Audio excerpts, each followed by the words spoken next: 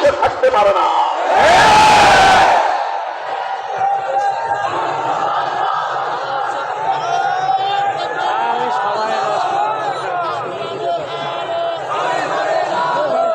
প্রথম কথা হলো এই, মুসলমানদের মধ্যে আজ সবচেয়ে বেশি কঠিন যে জায়গাটা মুসলমানদের ইমানকে হরণ করছে।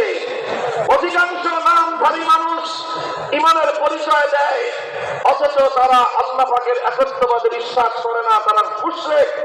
লক্ষ কোটি মানুষ মুশরিক হয়েও নিজেদেরকে মুসলমান বলে পরিচয় দিচ্ছে। কেন? কারণ তাদের একত্ববাদ সম্পর্কে, তাওহীদ সম্পর্কে তাদের কনসেপ্ট ক্লিয়ার নয়, তাদের ধারণা পরিষ্কার নয়। তারা মনে করছে শুধু আল্লাহর জন্য ইবাদত করলেই বুঝি একত্ববাদী হওয়া যায়। তারা মনে করছে শুধু এক আল্লাহকে চেষ্টা করলেই বুঝি একত্ববাদী হওয়া যায়। তাদের ভুল ধারণা ভাঙার জন্য আমরা পরিষ্কার ভাষায় কোরআনের কথা স্পষ্টভাবে তুলে ধরছি। কিয়ামতের দিন যেন কেউ কথা বলতে না পারে যে আলেম সমাজ আমাদের কাছে তাওহীদের যথাযথ পরিচয় তুলে ধরে নাই। শুনে রাখুন, রংপুরবাসী, উত্তরবঙ্গের মানুষ, আমার ছাত্র ভাইয়েরা, তোমাদের কাছে আমানত রেখে যাই। আজ এই কথা আমি এমন কিছু কথাই বলতে চাই যেই কথাগুলো এখন আলেম ওলামাদের স্পষ্ট কণ্ঠে জাতির সামনে বলার উপযুক্ত সময় তৈরি হয়েছে। এমন কিছু কথা বলতে চাই যেই কথা আমাদের আগামী প্রজন্মের ওলামায়ে কেরাম, নবীন ওলামায়ে কেরামকে ভালো করে স্পষ্টভাবে বুঝে নিয়ে পক্ষে ধারণ করে জাতির কাছে সেই পয়গাম পৌঁছানোর সময় এসেছে। আর সেটা হলো এই যে অধিকাংশ মুসলমান তাওহীদ ফিল হাকিমিয়া, আইন তৈরি করবার ক্ষেত্রে আল্লাহ পাকের যে একত্ববাদের যে বিশ্বাস, এই বিশ্বাসের ক্ষেত্রে নামধারী অধিকাংশ মুসলমান শিরকে লিপ্ত, তারা মুশরিকে পরিণত হয়েছে। এটাকে যদি আমি রাষ্ট্রবিজ্ঞানের পরিভাষায় যদি আমি বলি, রাষ্ট্রবিজ্ঞানের পরিভাষায় আমি আমার বাংলায় সাধারণ ভাষায় বললাম আইন তৈরি করার চূড়ান্ত ক্ষমতাকার। এটাকে রাষ্ট্রবিজ্ঞানের ভাষায় বাংলায় বলা হয় সার্বভৌম আইনের ক্ষমতা। ইংলিশে এই শব্দটাকে বলা হয় পাওয়ার অফ সভরেইনিটি। সার্বভৌম ক্ষমতা, আইন তৈরি করার, আইন রচনা করার, আসমান এবং জমিনের মধ্যে কোনটা বৈধ কোনটা অবৈধ এটা নির্ধারণ করার সার্বভৌম ক্ষমতা একমাত্র কার? আল্লাহ। আল্লাহ পাকের সার্বভৌম ক্ষমতাকেই বলা হয় তাওহীদ ফিল হাকিমিয়া। আল্লাহর একচ্ছত্র আইন তৈরি করার এই চূড়ান্ত ক্ষমতাকে চ্যালেঞ্জ করে পৃথিবীতে একটা মতবাদ আবিষ্কৃত হয়েছে। এই মতবাদটা আজকে সারা দুনিয়াতে টর্নেডোর বেগে ছড়িয়ে পড়েছে। সারা দুনিয়ার মুসলিম সমাজগুলোকে গ্রাস করে নিয়ে অধিকাংশ মুসলমানদেরকে স্পষ্ট মুশরিকে পরিণত করেছে। সেই রাজনৈতিক দর্শনটার নামই হলো সেকুলারিজম, ধর্মনিরপেক্ষতা। ধর্মনিরপেক্ষতাকে এক শ্রেণীর মানুষ এটাকে কেবলমাত্র একটা রাজনৈতিক মতবাদ হিসেবে আখ্যায়িত করে থাকে। কিন্তু আসল কথা হলো এই, কেউ যদি ইসলাম বুঝে থাকে, কেউ যদি ইসলামের বিশ্বাসকে বুঝে থাকে, কেউ যদি ইসলামের আকীদাকে বুঝে থাকে, কেউ যদি ইসলামের একত্ববাদ এবং তাওহীদকে বুঝে থাকে, তাহলে তার কাছে এটা দিবালোকের চেয়েও বেশি পরিষ্কার। দ্বিপ্রহরের সময় আকাশের মধ্যগগনে সূর্য জ্বলজ্বল করতে থাকলে সেই সূর্যটা যেমন পরিষ্কার, যে ব্যক্তি আল্লাহর একত্ববাদকে বুঝেছে তার কাছে এই বিষয়টা এর চেয়েও বেশি পরিষ্কার স্পষ্ট। যারা ধর্মনিরপেক্ষতায় বিশ্বাসী, যারা সেকুলারিজমে বিশ্বাসী, তারা আমার আল্লাহর সার্বভৌম আইন তৈরি করার ক্ষমতায় বিশ্বাসী নয়। সুতরাং যারা আল্লাহর একত্ববাদে বিশ্বাসী নয়, তারা দুনিয়াতে আর কিছু হতে পারলেও ইমানদার হতে পারে না। এই জন্য আমরা বলি ধর্মনিরপেক্ষ ধর্ম। কি বললাম? ধর্মনিরপেক্ষ এটা একটা ভিন্ন ধর্মের নাম। ধর্মনিরপেক্ষতা এটা শুধুমাত্র একটা রাজনৈতিক মতাদর্শের নাম নয়, বরং ধর্মনিরপেক্ষতাবাদ, সেকুলারিজম একটা ধর্ম। Secularism is a religion. এটা একটা ধর্মের নাম, যেই ধর্মের কালেমা ইসলামের কালেমার থেকে 100% ভিন্ন। ইসলাম ইসলাম ধর্মের কালেমা যেরকম, আইন তৈরি করবার একমাত্র ক্ষমতা কার? সেকুলারিজম ধর্মের, সেকুলার ধর্মের মূল কথা হলো এই, আইন তৈরি করবার ক্ষমতা আল্লাহর নয়। যে ব্যক্তি আল্লাহর আইনকে বিশ্বাস করে না, সে ব্যক্তি যেরকম ইমানদার হতে পারে না। যে ব্যক্তি সেকুলারিজমকে বিশ্বাস করে, সে ব্যক্তিও কোনোদিন ইমানদার হতে পারে না। এই সেকুলারিজম এবং সেকুলার ধর্ম অনেক দিক থেকে হিন্দু ধর্মের চেয়েও অনেক খারাপ, অনেক দিক থেকে বৌদ্ধ, খ্রিস্টান, ইহুদি, অন্য সকল ধর্মের চেয়েও সেকুলার ধর্মটা আরো জঘন্য একটা ধর্ম। বলবেন কারণ কি? কারণ হলো এই, একজন মানুষ যদি হিন্দু হয়, সে বুঝতে পারে যে আমি মুসলিম না, আমি হিন্দু ধর্মের অনুসারী। একজন মানুষ যদি খ্রিস্টান হয়, সে কোনোদিন নিজেকে মুসলিম বলে দাবি করে না এবং নিজেকে মুসলিম বলে মনেও করে না, সে মনে করে যে আমি একজন খ্রিস্টান। কেউ যদি ইহুদি হয়, সে নিজেকে ইহুদি বলে মনে করে, সে নিজেকে মুসলিম বলে মনে করে না। একজন মানুষ যদি বৌদ্ধ হয়, তাহলে সে নিজেকে বৌদ্ধ মনে করে, সে নিজেকে মুসলিম মনে করে না। এবং মুসলমানরাও কোন ইহুদিকে কোনোদিন মুসলিম মনে করে না। মুসলিমরা কোন খ্রিস্টানকে কোনোদিন মুসলিম মনে করে না। মুসলিমরা কোন হিন্দু বৌদ্ধকে কোনোদিন মুসলিম মনে করে না। অথচ হিন্দু, বৌদ্ধ, ইহুদি, খ্রিস্টানরা যেরকম অমুসলিম, যারা সেকুলার ধর্মে বিশ্বাসী, তারাও ঠিক একইভাবে অমুসলিম। অথচ সেই সেকুলার ধর্মের অনুসারীদেরকে ধোঁকাবাজি করে, প্রতারণার আশ্রয় নিয়ে মুসলিম সমাজের সামনে তাদেরকে মুসলমান বলে পরিচয় করিয়ে দেওয়ার কারণে মুসলমানরাও মনে জানে না, বুঝে না যে সেকুলাররা কোনোদিন মুসলিম হতে পারে না। লম্বা আলোচনা, আমি অত দীর্ঘ বিশেষ আলোচনায় যাব না, শুধু আজকে এই কথাটার উপরে আমি আলোচনা করতেছি। তাগুতের পরিচয় দিয়েছি, আমার শুনে রাখুন ভালো করে। তাগুত বলা হয় ওই গায়রুল্লাহকে, যে গায়রুল্লাহকে আল্লাহর আসনে বসানো হয়। যেমন ইবাদতের আসন কার জন্য সংরক্ষিত? আইন তৈরি করার চূড়ান্ত ক্ষমতার আসন কার জন্য সংরক্ষিত? ইবাদতের আসনে দুর্গাকে বসানোর কারণে দুর্গা যেমন তাগুতে পরিণত হয়েছে, ইবাদতের আসনে লাত মানাত উজ্জাকে বসানোর কারণে লাত মানাত উজ্জা যেমন তাগুতে পরিণত হয়েছে, ইবাদতের আসনে হুবলকে বসালে যেরকম হুবল তাগুতে পরিণত হয়, ঠিক সেই রকম ভাবে আইন তৈরি করার চূড়ান্ত ক্ষমতা আল্লাহর জন্য নির্ধারিত। আল্লাহ সেই ক্ষমতা যদি শয়তান নিজের হাতে তুলে নেয়, শয়তানকে বলা হয় তাগুত। আল্লাহর আইন তৈরি করার সেই চূড়ান্ত ক্ষমতা যদি কোন রাষ্ট্রপতি নিজের হাতে তুলে নেয়, সেই রাষ্ট্রপতিকে বলা হয় তাগুত। আল্লাহর আইন তৈরি করার চূড়ান্ত ক্ষমতাকে যদি কোন মন্ত্রী পরিষদ নিজেদের হাতে তুলে নেয়, সেই মন্ত্রী পরিষদকে বলা হবে তাগুত। আল্লাহর আইন তৈরি করবার চূড়ান্ত ক্ষমতাকে যদি কোন আদালত নিজের হাতে তুলে নেয়, সেই আদালত এবং সেই আদালতের বিচারপতিকে বলা হবে তাগুত। আল্লাহর আইন তৈরি করবার চূড়ান্ত ক্ষমতার মসনদকে যদি কোন সংসদ কেড়ে নেয়, সেই সংসদকে বলা হবে তাগুত। মুহতারাম হাজিরিন, বৈধতা এবং অবৈধতা নির্ধারণ করার একচ্ছত্র ক্ষমতা কার? আল্লাহ। আল্লাহ পাক রব্বুল আলামিন আসমান জমিন সৃষ্টি করেছেন। আসমান এবং জমিনের মধ্যবর্তী সমস্ত মাখলুকাত আমার আল্লাহ সৃষ্টি করেছেন। মানুষকে আল্লাহ সৃষ্টি করেছেন, জিনকে আল্লাহ পাক রব্বুল আলামিন সৃষ্টি করেছেন। জিন এবং মানব জাতিকে আল্লাহ সৃষ্টি করেই শুধু ছেড়ে দেননি, বরং এই মানব দানবের জন্য কোনটা বৈধ হবে, কোনটা অবৈধ হবে, তার চূড়ান্ত সীমারেখা টেনে দিয়েছেন কে? কোনটা হালাল হবে নির্ধারণ করে দিয়েছেন কে? কোনটা হারাম হবে সেটা নির্ধারণ করে দিয়েছেন কে? এইভাবে বৈধ এবং অবৈধতার সীমারেখা আল্লাহর পক্ষ থেকে আল্লাহ নিজেই নির্ধারণ করে দিয়েছেন।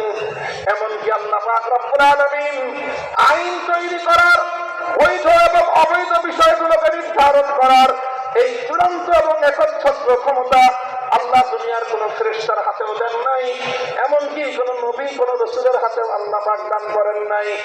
নবী রাসূলগণ আইন ঘোষণা করতে পারেন, কোন বিধান হালাল বা হারাম তারা ঘোষণা করতে পারেন, তবে সমস্ত পয়গম্বরগণ যে কোনো আইন যখন ঘোষণা করেন, তখন নবীগণ নিজেদের পক্ষ থেকে আইনটা ঘোষণা করেন না, বরং নবীগণ সমস্ত আইন ঘোষণা করেন একমাত্র আল্লাহর পক্ষ থেকে।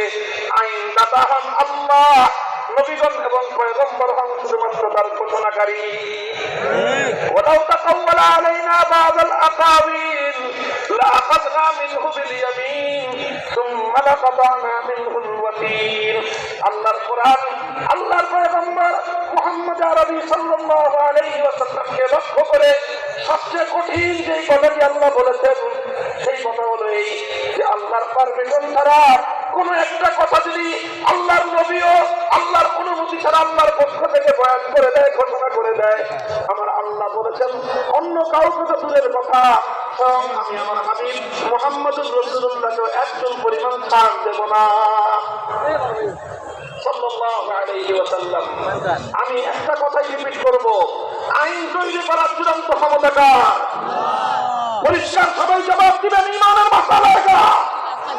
আজ আমাদেরকে এই পয়েন্ট নিয়ে লড়াইয়ের ময়দানে নামতে হবে, মাঠে নামতে হবে। সার্বভৌমত্ব কায়েম করার জন্য নতুন বিপ্লব করতে হবে। সেই বিপ্লব হবে ইসলামের বিপ্লব, বিপ্লব হবে ইসলামের আইন বাস্তবায়ন করার বিপ্লব, বিপ্লব হবে চূড়ান্ত খেলাফতের বিপ্লব।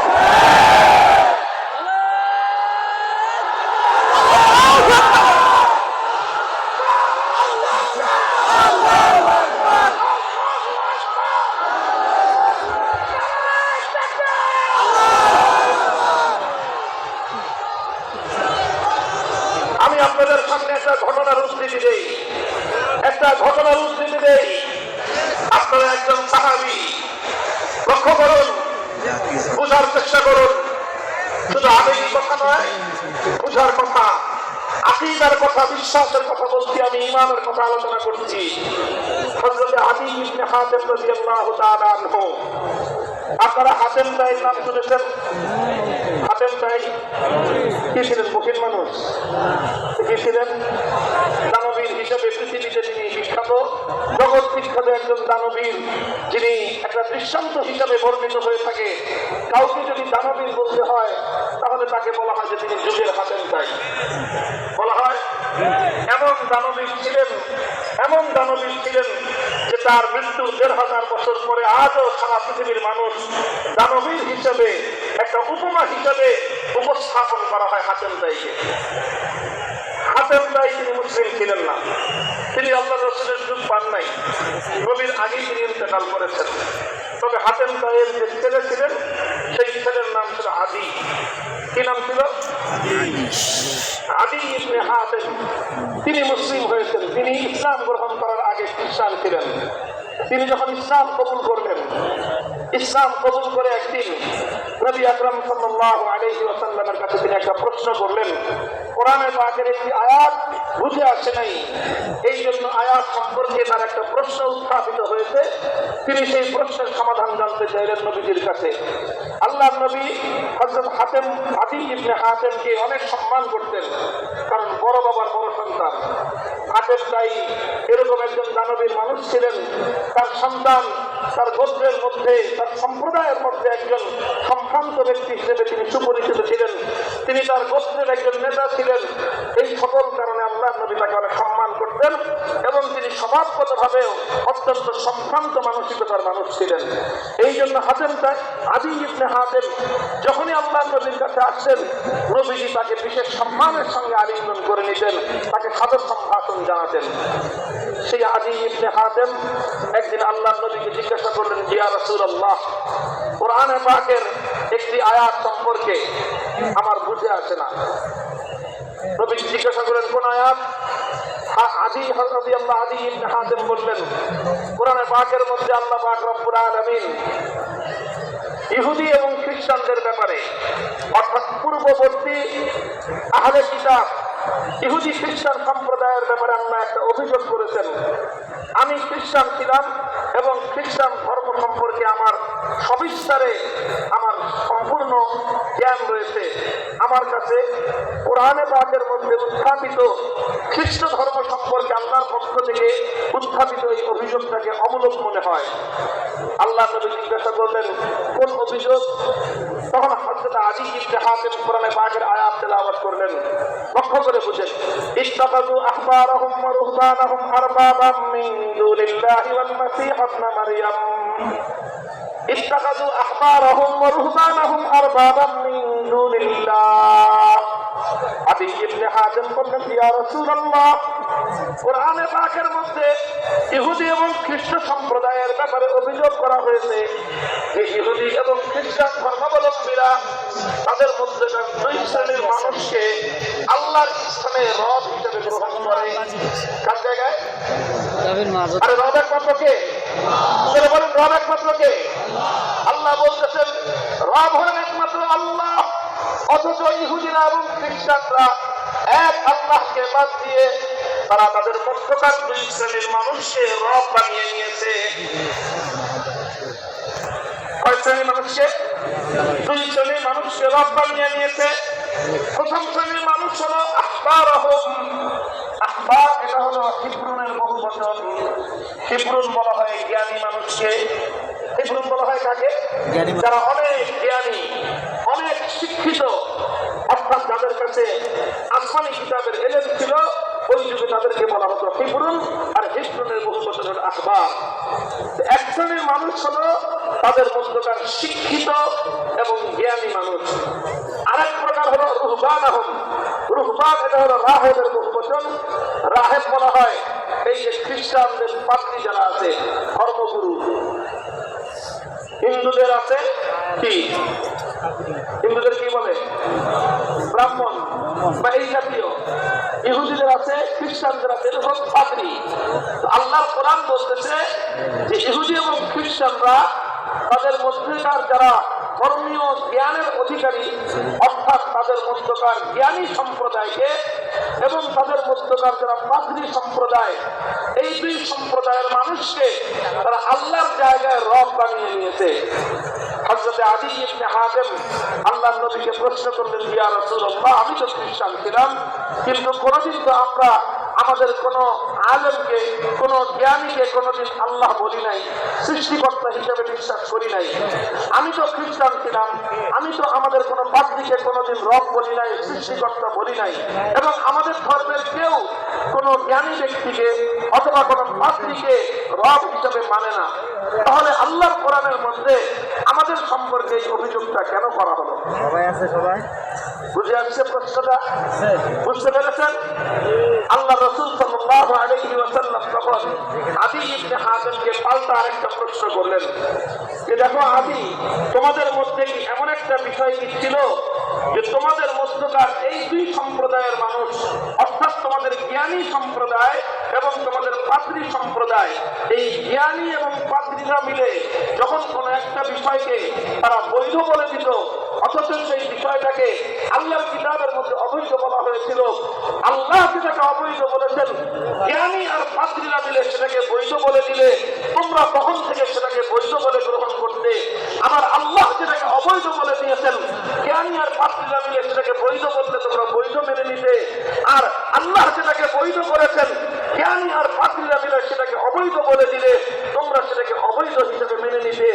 এইরকম কোন বিষয় তোমাদের মধ্যে ছিল কিনা? অর্থাৎ আল্লাহ একটা জিনিসকে হালাল করলেন, জ্ঞানী আর পাদ্রীরা বললো এটা এখন থেকে হারাম, তোমরা সেটাকে তখন থেকে হারাম মানা শুরু করবে। আরেকটা জিনিসকে আল্লাহ হারাম করে দিয়েছেন, জ্ঞানী আর পাদ্রীরা মিলে সময়ের পরিবর্তনের কারণে আল্লাহর হারামকে তারা হালাল বলে দিল, অথবা আল্লাহর হালালকে তারা হারাম বলে দিল।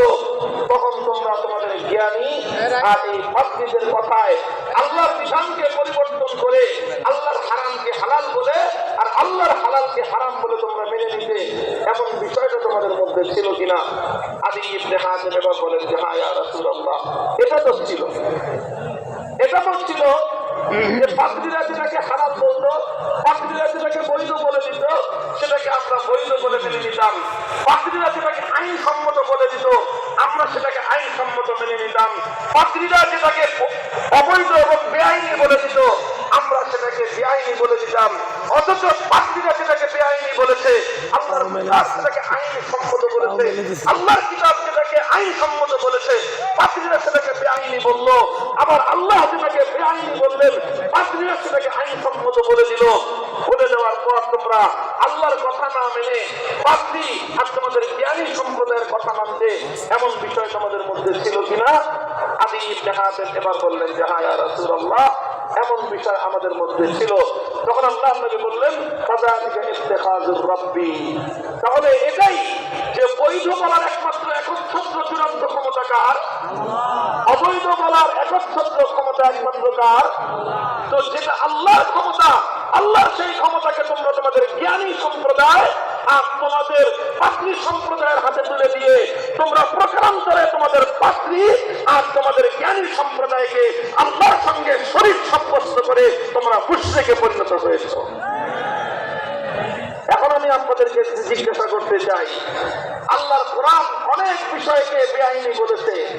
আল্লাহর কোরআন বলে দিয়েছে সুদ গ্রহণ করা অবৈধ। আমার দেশের কিছু মানুষ আইন তৈরি করে বলে দিয়েছে সুদ গ্রহণ করা বৈধ।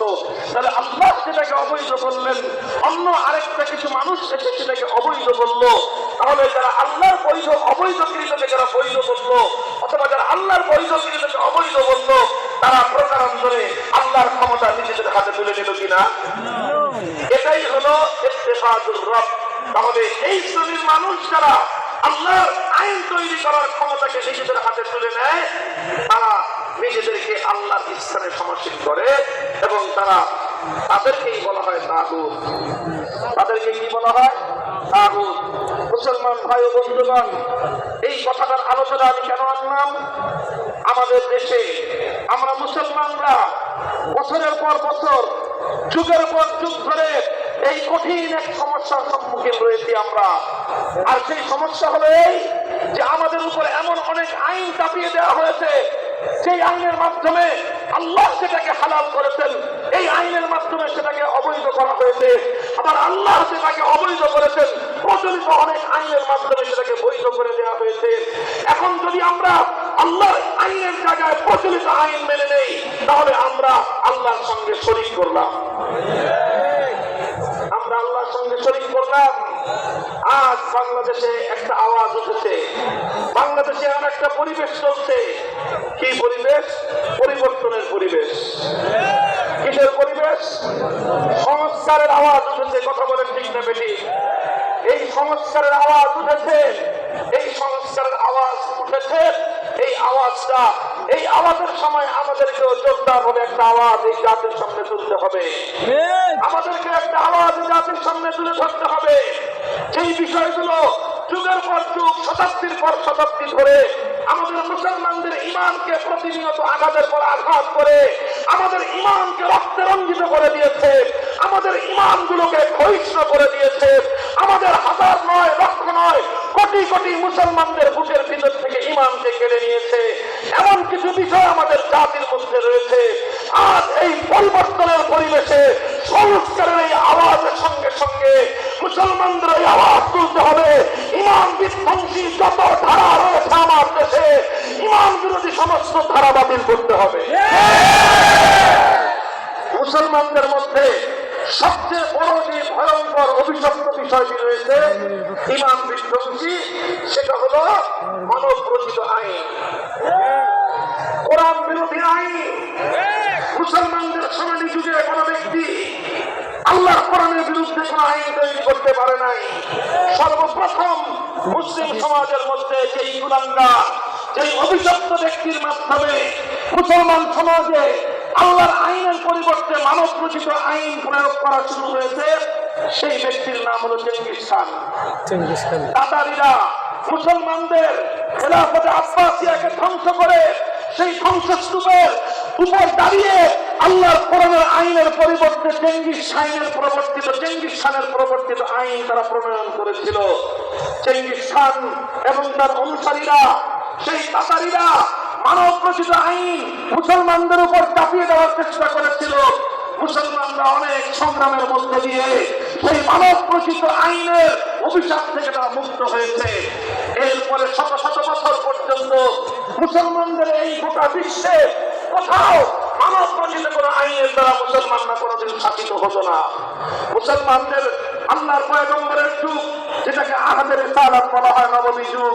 নববী যুগের পরে চার খলিফার যুগ, খেলাফতে রাশেদার যুগ। খেলাফতে রাশেদার পরে খেলাফতে বনু উমাইয়ার যুগ। খেলাফতে বনু উমাইয়ার পরে খেলাফতে বনু আব্বাসিয়ার যুগ। খেলাফতে বনু আব্বাসিয়ার পরে মুসলমানদের বিচ্ছিন্ন এবং বিভিন্ন ছোট ছোট খেলাফতের যুগ, এরপরে এসে মুসলমানদের খেলাফতে ওসমানিয়ার যুগ। 1924 সাল পর্যন্ত মুসলমান যারা খেলাফতের অধীনে ছিল, প্রতিটি খেলাফতের অধীনে থেকে মুসলমানদের আইন ছিল একটাই, মুসলমানদের আইনের সূত্র ছিল একটাই, সেটা হলো আল্লাহর যেটা আইন সেটাই চূড়ান্ত আইন। আল্লাহর আইনের পরিবর্তে কোন মানব রচিত আইনের দ্বারা মুসলমানরা কোনদিন শাসিত হয় না। সর্বপ্রথম মুসলমানদের মধ্যে এই অভিশাপ শুরু হয় যখন মুসলমানদের এলাকাগুলো, মুসলমানদের দেশগুলো, মুসলমানদের অঞ্চলগুলোকে যখন এই সাম্রাজ্যবাদী শক্তি খ্রিস্টানরা যখন দখল করলো, পশ্চিমা ইউরোপিয়ানরা যখন মুসলমানদেরকে এবং মুসলমানদের দেশগুলোকে দখল করে মুসলমানদের স্বাধীনতা হরণ করে নিল। আমাদের এই পাক ভারত উপমহাদেশে 1757 সালে ব্রিটিশরা তাদের রাজত্ব স্থাপন করা শুরু করলো। ওইদিকে ফ্রান্স গোটা আফ্রিকা দখল করে নিল, ইতালি আফ্রিকার বিশাল অঞ্চল দখল করে নিয়ে এভাবে গোটা মুসলিম বিশ্বকে তারা দখল করে মুসলিম বিশ্বের উপর এই চরম অভিশপ্ত একটা ধারা তারা চালু করলো। সেটা হলো মুসলমানদের মধ্যে আল্লাহর আইনকে বাতিল করে দিয়ে ব্রিটিশ প্রবর্তিত, পশ্চিমা বিশ্ব প্রবর্তিত সাম্রাজ্যবাদের দ্বারা প্রবর্তিত আইনের দ্বারাই মুসলমানদেরকে তারা শাসন করা শুরু করলো। লক্ষ্য করে বুঝেন, যখনই মুসলমানদের মধ্যে অভিশপ্ত ধারা শুরু হলো, যখনই ব্রিটিশ, ফ্রান্স, ইতালি এই জাতীয় পশ্চিমা দেশগুলো সাম্রাজ্যবাদের মাধ্যমে, উপনিবেশবাদের মাধ্যমে মুসলিম সমাজগুলোকে মানব রচিত আইনের দ্বারা শাসন করা শুরু করলো, তখন থেকেই বিভিন্ন ভূখণ্ডে মুসলমানদের নেতৃবৃন্দ, বিশেষ করে আলেম সমাজ এই সাম্রাজ্যবাদের বিরুদ্ধে জিহাদ শুরু করলেন, সাম্রাজ্যবাদের বিরুদ্ধে লড়াই করলেন। তারা কোনোভাবেই আল্লাহর আইনের পরিবর্তে কোন মানব রচিত আইনকে তারা এক মুহূর্তের জন্য মেনে নেন নাই। লড়াই করলেন, জীবন দিলেন, রক্ত দিলেন। ইতিহাস করুন আমাদের এই পাক ভারত উপমহাদেশের ইতিহাস। 1757 সালে মুসলমানদের এই স্বাধীনতা হরণ হওয়ার পর মুসলমানরা আল্লাহর আইনের পরিবর্তে মানব রচিত আইনের দ্বারা শাসিত হওয়া শুরু হওয়ার পরে মুসলমানরা বিদ্রোহ ঘোষণা করলেন। শাহ আব্দুল আজিজ মুহাদ্দিস দেহলভী রাহমাতুল্লাহি আলাইহি এটাকে দারুল হরব ঘোষণা দিয়ে জিহাদকে ফরজ বলে ফতোয়া দিলেন। এই সেই জিহাদের ফতোয়ার মাধ্যমে 1831 সালে বালাকোটে মুসলমানরা জিহাদ করলেন। সেই জিহাদে সৈয়দ আহমদ শহীদ রহমতুল্লাহি আলাইহি শাহাদাত বরণ করলেন, জীবন দিলেন, রক্ত দিলেন। শাহাদাতের রক্ত দিয়ে আল্লাহর জমিনকে তারা রঞ্জিত করলেন। আল্লাহর আইনের জায়গায় মানব রচিত আইনকে তারা মেনে নেন নাই। 1831 সালের বালাকোটের সেই মুসলমানদের শাহাদাতের পর মুসলমানরা সময়ের জন্য একটু স্থিমিত হয়ে গেল। আবার যখন 1857 সাল এলো, সেই 1857 সালে আবার মুসলমানরা খেলাফত কায়েম করলেন, থানা ভবনকে রাজধানী ঘোষণা করলেন, হাজী আমদাদুল্লাহ মুহাজির মাক্কিকে আমিরুল মুমিনিন ঘোষণা করলেন, রশিদ আহমদ গাঙ্গুহি রহমতুল্লাহি আলাইহিকে চিফ জাস্টিস ঘোষণা করলেন, কাসেম নানুতুবি রহমতুল্লাহি আলাইহিকে প্রধানমন্ত্রী ঘোষণা করে থানা ভবনকে কেন্দ্র করে হাজী আমদাদুল্লাহ মুহাজির মাক্কির নেতৃত্বে তারা খেলাফতের ঘোষণা দিলেন। আর সেই খেলাফতকে রক্ষা করার জন্য জিহাদের প্রস্তুতি গ্রহণ করলেন হাফেজ জামান শহীদ রহমতুল্লাহি আলাইহি। হাজী আমদাদুল্লাহর প্রথম সেনাপতি হিসেবে শামলি রণাঙ্গনে জিহাদ করতে করতে শাহাদাত বরণ করলেন, রক্ত দিলেন। অসংখ্য ওলামায়ে কেরাম জীবন দিয়ে, রক্ত দিয়ে আল্লাহর আইন আল্লাহর জমিনে বাস্তবায়ন করার সংগ্রাম করে গেলেন। ইতিহাস সাক্ষী 1857 সালের শামলি রণাঙ্গনে মুসলমানরা কুলায় উঠতে পারলেন না, প্রধান সেনাপতি শহীদ হয়ে গেলেন, অসংখ্য ওলামায়ে কেরাম শহীদ হয়ে গেলেন, অসংখ্য খেলাফতের সৈনিক শাহাদাত বরণ করলেন। আন্দোলন স্থগিত হয়ে গেল। এই আন্দোলনকে আবার পুনর্জাগরিত করবার জন্য 1866 সালে ভারতের সাহারানপুর জেলার অন্তর্গত, উত্তর প্রদেশের অন্তর্গত সাহারানপুর জেলার দেওবন্দ নামক গ্রামে একটা মাদ্রাসা কায়েম হলো। সেই মাদ্রাসার উদ্দেশ্য ছিল আবার আল্লাহর জমিনে মানব রচিত আইনের অভিশাপের শৃঙ্খল ভেঙে গুড়িয়ে দিয়ে মানুষকে আবার আল্লাহর আইনের দ্বারা শাসিত হওয়ার পরিবেশ তৈরি করা। আন্দোলন চলল, সংগ্রাম চলল। খণ্ড ইতিহাস যখন 1947 সাল আসলো, 1947 সালে এই ভারতবর্ষের মুসলমানদের দীর্ঘ সংগ্রামের ফলে ব্রিটিশ প্রবর্তিত সেই গোলামীর শিকল থেকে মুক্ত হওয়ার পরিবেশ তৈরি হলো। তখন প্রশ্ন তৈরি হলো যে হিন্দু এবং মুসলমান দুই জাতি কিভাবে ভারতবর্ষ স্বাধীন হবে। মুসলমানরা বলল, আমাদের এত বড় দেশের দরকার নাই, এত বড় ভূখণ্ডের দরকার নাই, এত বড় সাম্রাজ্যের প্রয়োজন আমাদের নাই, আমাদের ছোট্ট একটা ভূখণ্ড হোক, আমরা সব বঞ্চনা মেনে নিব, আমরা সকল বঞ্চনাকে সাদরে গ্রহণ করব, কিন্তু আমরা একটা জিনিস চাই, সেটা হলো আমরা আমাদের ভূখণ্ডে আল্লাহর জমিনে আল্লাহর আইনের দ্বারা শাসিত হতে চাই। আপনার আশ্চর্যান্বিত হবেন, সেই আন্দোলনটাই ছিল পাকিস্তান আন্দোলন। যে এমন একটা ভূখণ্ড হবে, সেই ভূখণ্ডের আইন হবে আল্লাহর আইন, সেই ভূখণ্ডের সংবিধান হবে আল্লাহর কোরআন। আর সবচেয়ে বড় আশ্চর্যের বিষয় হলো এই ভারত উপমহাদেশে যতগুলো মুসলিম প্রধান ভূখণ্ড ছিল, সেই পাঞ্জাব থেকে শুরু করে লাহোর পর্যন্ত, সেই করাচি থেকে নিয়ে শুরু করে খাইবার পখতুনখোয়া পর্যন্ত, এই পূর্ণ ভারত উপমহাদেশে সবচেয়ে যে অঞ্চলের মানুষ আল্লাহর আইনের দ্বারা মুসলমানদের শাসন ব্যবস্থা কায়েম করার জন্য সবচেয়ে বেশি রক্ত দিয়েছে, সবচেয়ে বেশি জায়গার কোরবানি করেছিল যে অঞ্চলের মানুষ, সবচেয়ে বেশি অভূতপূর্ব সমর্থন জানিয়েছিল যে অঞ্চলের মানুষ, সেই অঞ্চলটা হলো এই বাংলাদেশের মুসলমান সমাজ। আমরা শুধুমাত্র আল্লাহর আইনের জন্য, অন্য কোনো কিছুর জন্য নয়, শুধুমাত্র আল্লাহর আইনের দ্বারা শাসিত হওয়ার জন্য পার্শ্ববর্তী ভারতকে আমরা প্রত্যাখ্যান করলাম, বিশাল রাজত্বের অংশ হওয়াকে আমরা লাঠি মারলাম, আমরা ভারতের অংশ হওয়াকে আমরা প্রত্যাখ্যান করে সাত সমুদ্র তেল নদী পার দিয়ে সেই পাকিস্তানের সঙ্গে আমরা সংযুক্ত হলাম। আমাদের চাহিদা ছিল একটাই, হয়তো আমরা গরিব থাকতে হবে, হয়তো আমাদেরকে দুর্বল থাকতে হবে, সব কিছু আমরা থাকতে প্রস্তুত, কিন্তু আমরা আল্লাহর জমিনে আল্লাহর আইনের দ্বারা শাসিত হতে চাই। এদেশের মুসলমানদের অনেক ত্যাগ রয়েছে। রংপুরের মুসলমান সমাজ আমার এবং তোমার পূর্বপুরুষরা যেই ত্যাগ আর কোরবানি স্বীকার করে দিয়েছে, ইতিহাসের পাতা এর নজির খুব কমই রয়েছে। পশ্চিম পাকিস্তানের মুসলমানরা সেই ত্যাগ স্বীকার করে নাই, বাংলার মুসলমানরা যে ত্যাগ স্বীকার করেছিল। পশ্চিম পাকিস্তানের মুসলমানরা আল্লাহর আইন বাস্তবায়নের জন্য সেই ত্যাগ আর কোরবানি স্বীকার করে নাই, এই বঙ্গ জনপদের মুসলমানরা যেই ত্যাগ আর কোরবানি স্বীকার করেছে। আমরা বাড়ির কাছের হিন্দুস্তানকে আমরা তালাক দিয়েছি, আমরা বাড়ির কাছের কলকাতাকে আমরা প্রত্যাখ্যান করেছি, বাড়ির দূরের সেই রাওয়ালপিন্ডির সঙ্গে আমরা ঐক্য করে তুলেছি, কারণ আমরা চেয়েছিলাম যে মানব রচিত তন্ত্রমন্ত্রের অভিশাপ থেকে মুক্ত হয়ে এক আল্লাহর সার্বভৌম আইনের দ্বারা, আল্লাহর কোরআনের সংবিধান দ্বারা আমরা শাসিত হব। কিন্তু দুর্ভাগ্য এই জাতি, দুর্ভাগ্য আমাদের, 24 বছর পর্যন্ত আমাদের সঙ্গে প্রতারণা করা হয়েছে। 24 বছর পর্যন্ত বাংলার মুসলমানদের সেই স্বাধীন চেতনার সঙ্গে গাদ্দারি করেছে পশ্চিম পাকিস্তানের শাসকেরা।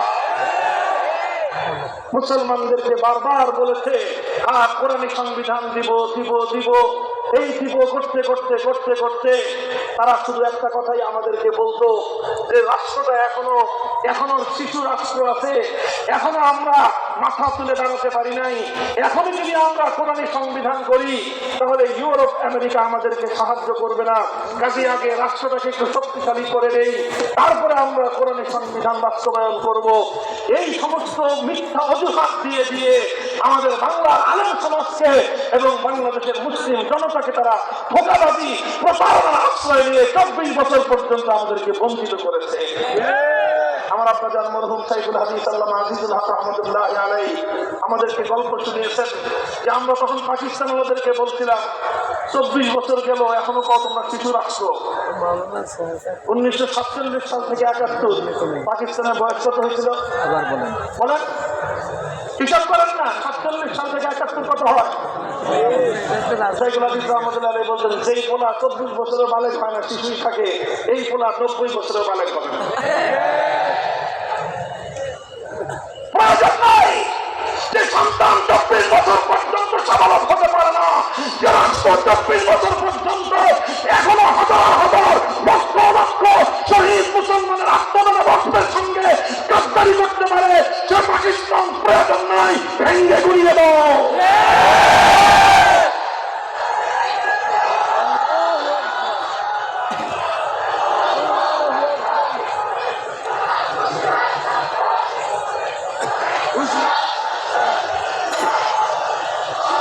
এদেশের মুসলমানরা এই বঞ্চনার প্রতিশোধ গ্রহণ করেছে। আল্লাহর কোরআনের সংবিধান যে বারবার প্রতারিত হয়েছে, আল্লাহর কোরআনের আইন যে বারবার প্রতারিত হওয়ার পর 24 বছর পরে দেশের মুসলমানরা সিদ্ধান্ত নিয়েছিল, তোমাদেরকে সালাম জানাই দিলাম, তোমাদের সঙ্গে আর নাই 7 সমুদ্র 13 নদীর পার হয়ে তোমাদের সঙ্গে আমরা সম্পর্ক জুড়েছিলাম চেহারা দেখার জন্য নয়, আমরা তোমাদের সঙ্গে জুড়েছিলাম আল্লাহর কোরআনের আইন পাওয়ার জন্য।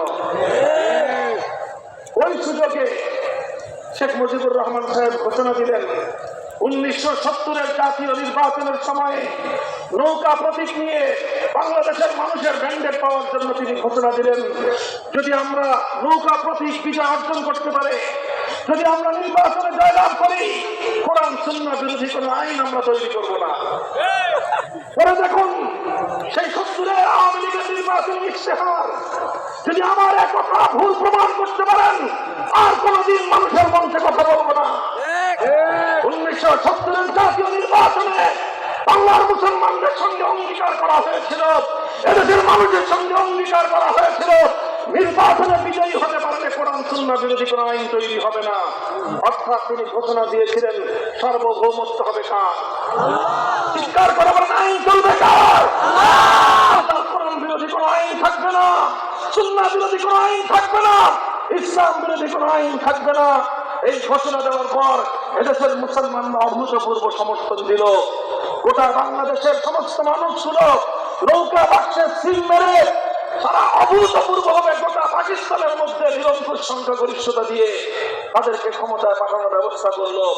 পশ্চিম পাকিস্তানিরা তাদেরকে মানলো না, বরং পশ্চিম পাকিস্তানিরা গায়ের চোখ দিয়ে বাংলাদেশের মানুষের ভোটে নির্বাচিত সরকারকে ক্ষমতাচ্যুত করে নিজেরা ক্ষমতা জবরদখল করে রাখার জন্য 25শে মার্চের কালো রাত্রিতে বাংলার মুসলমানদের উপর, বাংলাদেশের নাগরিকদের উপর তারা ভয়াল আক্রমণ এবং বর্বর হামলা চালায়।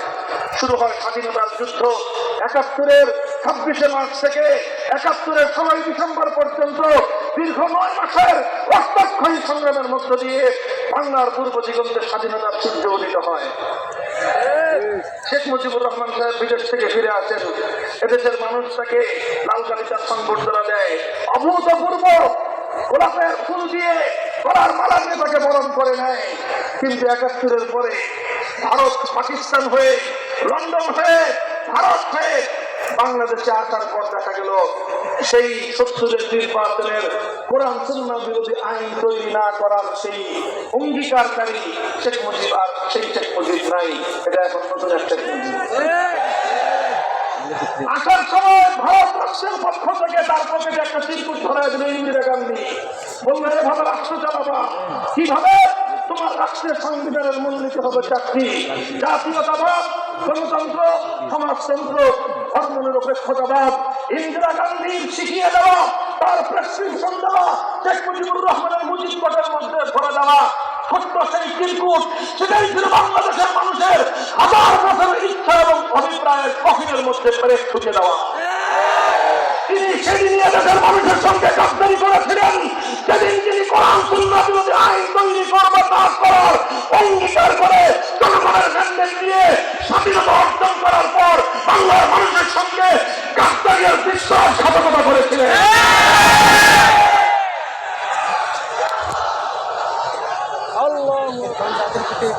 সংগ্রামী সাথী ও বন্ধুগণ, কথাটা খুব ভালো করে বুঝবেন, আমি ইতিহাস বলছি না, ইতিহাসটা আমার প্রসঙ্গক্রমে আসছে, দুঃখের কথা বলছি, আমার বাপ দাদাদের রক্তের কথা বলছি। আমাদের পৃথিবীর রহমতুল্লাহ আলাইহির শাহাদাত এমনিতেই ছিল না, কোন ক্ষমতার মস্তদের জন্য ছিল না, রাষ্ট্রের জন্য ছিল না, পৃথিবীর রাষ্ট্রদান ছিল আল্লাহর জন্য, আল্লাহর আইন বাস্তবায়ন করার সংগ্রাম। আশায় দেখুন হাজী শরীয়তুল্লাহরা কেন জীবন দিয়েছিল? ক্ষমতা পাওয়ার জন্য নয়, শুধুমাত্র ভূখণ্ড পাওয়ার জন্য নয়। হাজী শরীয়তুল্লাহর আন্দোলনের নাম ছিল ফরায়েজি আন্দোলন। ফরায়েজি মানে ফরজ আইনের আন্দোলন। মুসলমানদের মধ্য থেকে আল্লাহর বিধান, আবশ্যকীয় বিধান, ফরজগুলো নির্মূল হয়ে যাচ্ছে। তিনি এক আন্দোলন শুরু করলেন, আবার আল্লাহর বিধান বাস্তবায়ন করতে হবে।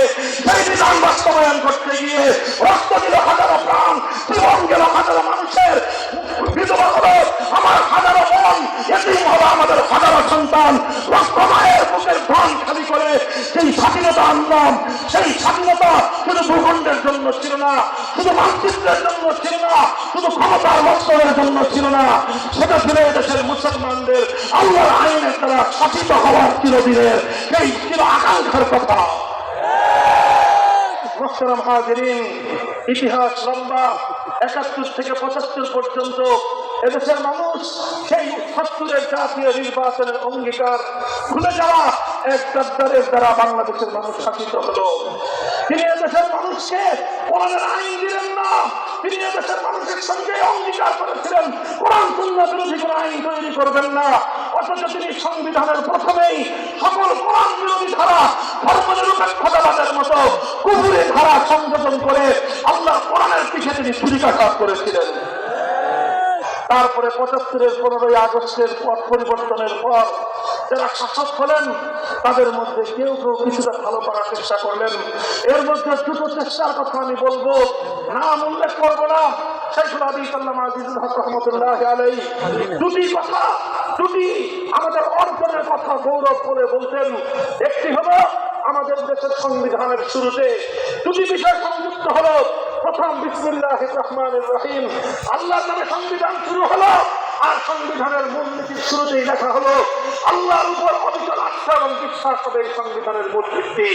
এভাবে আল্লাহর উপর অবিচল আস্থা এবং বিশ্বাস তৈরি হওয়ার অর্থই হলো ধর্মনিরপেক্ষতা চলবে না। আল্লাহর উপর অবিচল আস্থা এবং বিশ্বাসের অর্থ হলো অন্য কোন তন্ত্র মন্ত্র হবে না, হবে একমাত্র আল্লাহর একত্ববাদ কায়েম হবে। ইবাদতের ক্ষেত্রে আল্লাহর একত্ববাদ, আইনের ক্ষেত্রে সার্বভৌমত্ব হবে এক আল্লাহ।